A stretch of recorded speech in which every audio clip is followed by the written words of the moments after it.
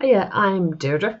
So I'm here today to talk to you about FLIT Financial Literacy. So this is a brand. It's the main objective of AllSkills Education CLG. So we started work on this about 18 months ago, and we've been full time since then. I've been full time since then. So just to talk to you about some of the things we've been doing. So we've been up and running about 18, 21 months now.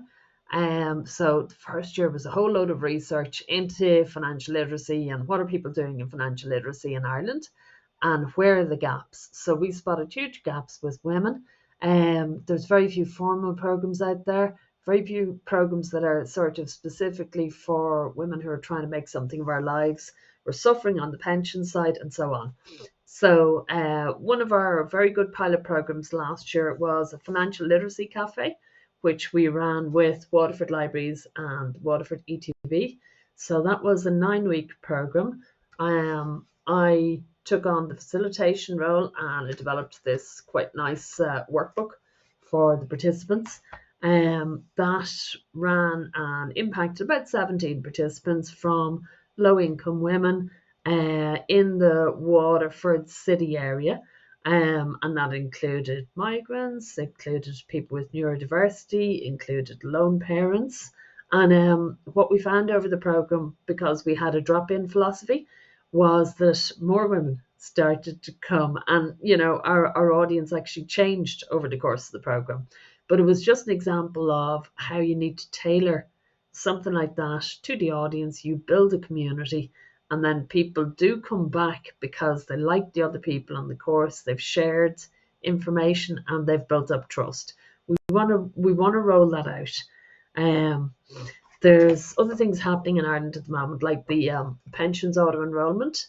There's been very little publicity about it, but it affects a lot of people who aren't well paid, and it's important to understand it. On our programs, we do things like giving people certificates of participation. It means a lot for people who've been outside education for a while. It means a lot to kind of get that validation and get that recognition. It's just one of the things we're doing, but we want to roll more of this stuff out. It's important. It does make a difference. But it's really just getting the resources behind us so that we can scale it.